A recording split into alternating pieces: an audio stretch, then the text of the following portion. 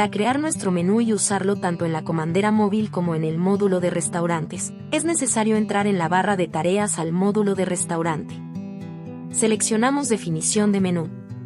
Se deben crear las clasificaciones y subclasificaciones de nuestro menú. Para el ejemplo, bebidas y refrescos. Después seleccionar nuevo en opciones de platillo.